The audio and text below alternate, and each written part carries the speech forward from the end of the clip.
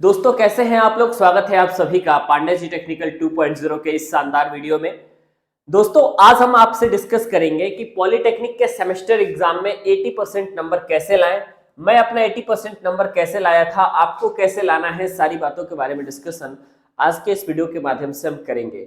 दोस्तों मैं आपको बताऊं कि अगर आप एंट्रेंस एग्जाम देकर के सेमेस्टर एग्जाम में एंट्री लेते हैं तो मात्र 3 से 4 महीने के अंदर ही आपका एग्जाम आ जाता है।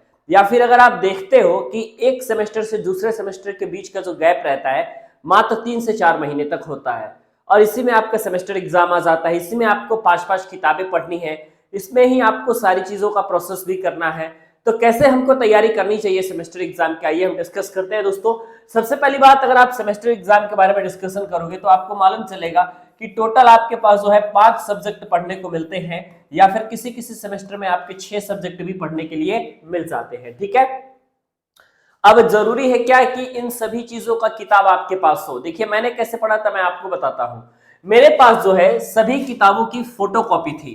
ठीक है, किताब तो नहीं था लेकिन किताबों की फोटोकॉपी हमारे पास जरूर थी और पूरे सेमेस्टर के लिए हमने फोटोकॉपी करा रखी थी। और आप अगर अपने कॉलेज में पता करोगे ना तो डिप्लोमा में लगभग सभी लोग इसी से पढ़ते हैं, ऐसे ही पढ़ते हैं, फोटोकॉपी करा के ही पढ़ते हैं। ठीक है, तो हमने जो है इसकी तो पहले फोटोकॉपी करा ली थी, तो जिसके कारण हमारे पास सारी किताबों का पीडीएफ, हमारे सारी किताबों का फोटोकॉपी मेरे पास अवेलेबल हो जाता था एज ए नोट्स की तरह और हम लोग उसको रिवाइज करके पढ़ते थे।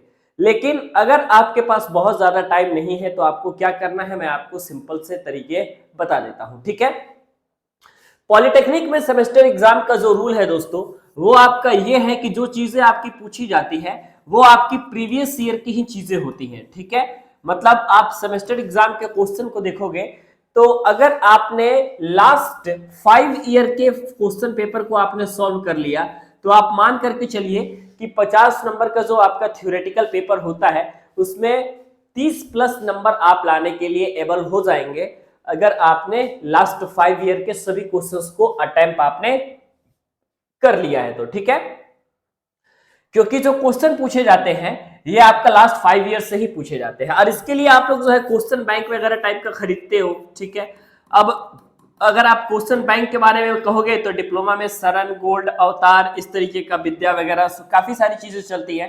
तो उस क्वेश्चन बैंक में आखिर में रहता क्या है, आखिर में क्यों बच्चे कहते हैं कि गोल्ड पढ़ के हमको पास हो जाना है, सरन पढ़ के पास हो जाना है? वो इसलिए कहते हैं कि उन क्वेश्चन बैंक में सारे क्वेश्चन का आंसर दिया रहता है और सारे क्वेश्चंस आपके ऑलरेडी दिए रहते हैं। ठीक है, तो क्वेश्चन बैंक अगर स्टूडेंट्स खरीद लेता है तो उसके पास अगर पिछली 5 साल का पेपर नहीं भी होता है, पिछली 10 साल का पेपर अगर उनके पास नहीं भी होता है तो फिर उनको किसी प्रकार की प्रॉब्लम नहीं आती है, किसी प्रकार की दिक्कत नहीं आती है। वो आसानी के साथ क्वेश्चन बैंक की मदद से आराम से अपने सब्जेक्ट को कवर कर ले जाते हैं। तीसरा यह है दोस्तों कि आपको सिंपल क्या करना है कि सबसे ज्यादा आपको, चूंकि बुक अगर आप पढ़ने के लिए चलेंगे तो 5 किताबों को अगर आप पूरा थॉरली स्टडी करेंगे तो कम से कम 4 महीने या 5 महीने तक का तो समय आपको एटलीस्ट लग ही जाएगा, क्योंकि सारे किताब आपके लिए बिल्कुल नए होते हैं, उनमें से कई सारे ट्रेड के भी विषय होते हैं। तो टाइम आपके पास तो मिल नहीं पाता ट्रेड के विषयों को इतने अच्छे तरीके से पढ़ने का, लेकिन फिर भी अगर आपने जो है इंपॉर्टेंट क्वेश्चन पढ़ा, अगर आपने दोस्तों इंपॉर्टेंट क्वेश्चन पढ़ा और इंपॉर्टेंट अगर आपने न्यूमेरिकल वगैरह सॉल्व कर लिया तो आपका यहां से दोस्तों काम हो जाता है। ठीक है, इंपॉर्टेंट क्वेश्चन और इंपॉर्टेंट न्यूमेरिकल अगर आपने दोस्तों सॉल्व कर लिया तो आपका काम हो जाता है, क्योंकि हम देखते हैं कि कोई नई चीजें नहीं पूछी जाती। अगर आप प्रीवियस 5 ईयर के पेपर को ला करके सामने रखेंगे और एनालिसिस करेंगे तो आपको मालूम चलेगा कि जो नए क्वेश्चन भी हैं वो भी उसी आधार पे पूछे गए हैं जैसा कि पहले कई बार से पूछा चला आ रहा है। ठीक है, मतलब कि कंटिन्यूटी आपको देखने को मिलेगी। ठीक है, कंटिन्यूटी आपको उसमें देखने को मिलेगी। जैसे बोर्ड एग्जाम वगैरह में तो आप देखते होगे या फिर नॉर्मल एंट्रेंस एग्जाम वगैरह में अगर आप देखते होगे तो क्वेश्चंस रिपीट नहीं होते, लेकिन यहाँ पे आपके मैं 100% गारंटी देकर के कहता हूं कि यहाँ पे आपके क्वेश्चन रिपीट होते हैं और इन्हीं रिपीटेड क्वेश्चन को पढ़ करके, इन्हीं सरन को पढ़ करके, इन्हीं गोल्ड को पढ़ करके हमने जो है अपने 80% मार्क्स को अचीव किया था और आप भी अचीव कर सकते हैं, उसमें कोई बहुत बड़ी बात नहीं होती है। लेकिन सबसे बड़ा जो यहाँ पे स्ट्रेटेजी होता है दोस्तों वो आपको स्ट्रेटेजी काम आता है दोस्तों आपके कॉपी राइटिंग में। ठीक है, यानी कि जब आप एग्जाम देने जाते हो ना तो आप अपने कॉपी का रिप्रेजेंटेशन किस तरीके से कर रहे हो, ये सबसे ज्यादा डिसाइडिंग फैक्टर होता है कि आपका जो है नंबर कितना आएगा। बहुत सारे लोग जो है अपने बोर्ड एग्जामिनेशन के तरीके से कॉपियों को लिख देते हैं। तो जब आप बोर्ड एग्जामिनेशन के तरीके से कॉपियों को लिखेंगे और कॉपी का राइटिंग का टेक्निक बिल्कुल वही रहेगा जैसा कि एज इट इज आपके बोर्ड एग्जाम में रहा है, तो आप मान करके चलिए कि आपको जो है सेमेस्टर एग्जाम में 80% लाना बहुत अधिक मुश्किल हो जाएगा। और फाइनली आप ये भी कह सकते हो कि आप 80% मार्क्स को अचीव नहीं कर पाओगे, क्योंकि नॉर्मली चीजें लिखने से, नॉर्मली चीजें करने से डिप्लोमा में नंबर नहीं मिला करते। अगर आपको डिप्लोमा में नंबर को गेन करना है तो आपको कुछ एक्स्ट्रा चीजें करनी पड़ेगी।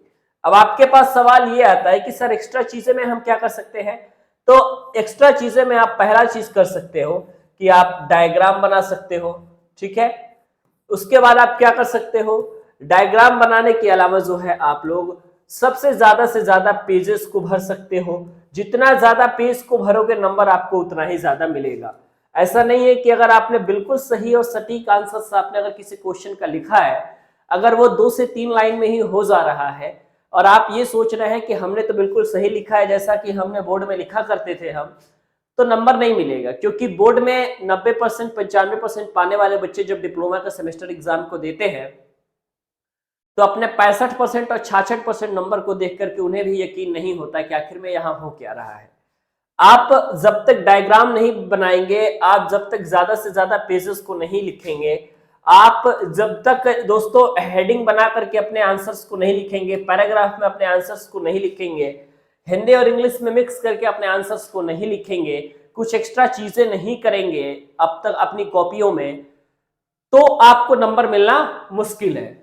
अब कई सारे जो एक्स्ट्रा ऑर्डिनरी स्टूडेंट्स होते हैं वो क्या करते हैं कि अगर मान लीजिए कि किसी क्वेश्चंस में आप लोगों को जो है चित्र सहित वर्णन करने के लिए नहीं पूछा गया है, लेकिन अगर आप फिर भी उसमें चित्र बनाते हैं तो मतलब ये है कि 5 नंबर के क्वेश्चन में अगर आप लोगों को लिखने पे 3 नंबर मिला है तो जाहिर सी बात है चित्र अगर अच्छा है तो 1-1.5 नंबर उस चित्र पे जाएगा ही जाएगा।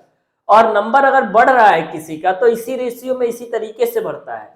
यही सारी प्रक्रिया अगर आपने अपनाया तो आप निश्चित तरीके से मतलब 80% तक नंबर पा सकते हैं। मेरे पेपर में भी यही होता था, मुझसे पूछा जाता था या नहीं पूछा जाता था, मेरे कॉपी में कम से कम 10 से 12 डायग्राम जरूर रहते थे छोटे छोटे, ताकि ऐसा लगे मेरी कॉपी इसलिए ही भरी भरी रहती थी, जिसके कारण नंबर हमेशा ही अच्छे आए हैं। तो अगर आपने भी इन टेक्निक्स को अपनाया तो निश्चित तौर पे आपके नंबर अच्छे आएंगे। और तैयारी बिल्कुल दोस्तों इसी तरीके से आपको करनी है जैसे मैंने बताया है, अगर आपके पास टाइम कम है तो।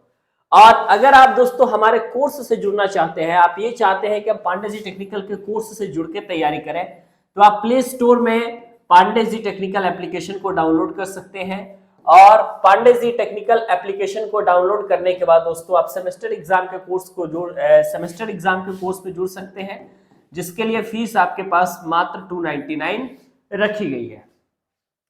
तो दोस्तों वीडियो कैसा लगा आप हमें जरूर कमेंट करके बताइएगा। काफी दिनों से वीडियो नहीं आ रही थी, लेकिन अब आपकी वीडियो बिल्कुल प्रॉपरली आएगी और आप सभी वीडियो को एंजॉय कर पाइएगा। धन्यवाद।